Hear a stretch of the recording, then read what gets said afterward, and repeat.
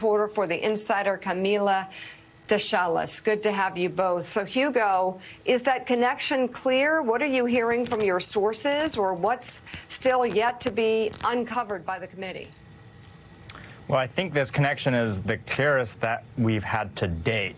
And as I said in the reporting, I think it's really significant, right? We've spent a lot of time focusing on Trump's connections to Mark Meadows and John Eastman and how they had this political plan to stop the certification on January 6th. But then if you step back and look at what was happening on January 5, Trump knew by then that his vice president was not going to play ball, that he was not going to stop the certification. And so you can kind of get a insight into what Trump's frame of mind was. He was calling around, or he was trying to get Mark Meadows as chief of staff to call around and see, what other plans were in the works for January 6th. And then Cassidy Hutchinson fills in that blank for us. Well, he was ordering Meadows to call Stone and Mike Flynn. And these are two figures with extensive ties to the extremist groups that stormed the Capitol. I mean, Roger Stone has close ties to the Proud Boys way before the election was called for Joe Biden. I mean, they worked very closely together. Enrique Tarrio, his former national chairman, was kind of personal friends at one point with Roger Stone. Mike Flynn, meanwhile, had his own protective detail, all the way back in through December, and they were working with the Oath Keepers. These are people who you would go to if you wanted to know what the Proud Boys and Oath Keepers were planning to do on January 6th, and that the committee now has this through line from Trump and the White House to the extremist groups, I think is very telling.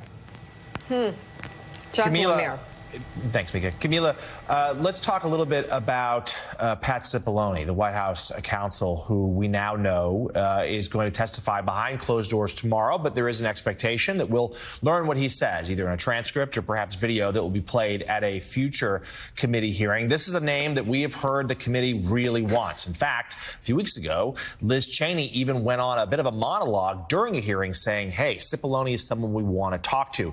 Set the stakes for us. What are the expectations here from the committee as to what they hope they'll hear from Cipollone and how it could help better make the case against Donald Trump? So the stakes are very high about what is going to come out of his testimony before the committee. Federal prosecutors I've talked to are hoping that he really sets more evidence about what Trump's state of mind was before the January 6th insurrection took place and the days after. You heard from the testimony with Cassidy Hutchinson how he privately warned her about what possible crimes they could commit if Trump went to the Capitol Hill. So that is very significant. And even with her testimony, federal prosecutors I talked to say it's really not enough for the Justice Department to go forward and charge Trump, but it's really significant if you have his former White House counsel really set the scene about what Trump's state of mind was and what his intent was and whether he really warned him before the January 6th insurrection about what could take place. That's very significant if they do decide to formally prosecute the former president.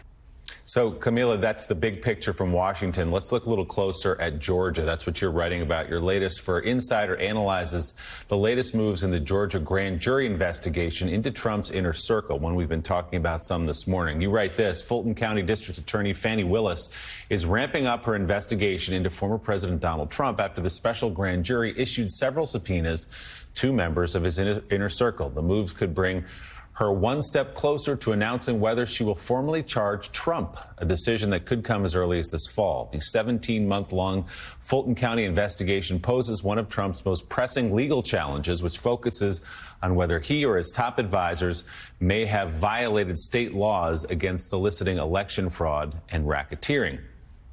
So, Camila, we heard from Fani Willis in an interview yesterday saying she has not ruled out issuing subpoenas to anyone around President Trump, including perhaps the former president himself. So what is the peril for Donald Trump in Georgia as he goes up against this DA?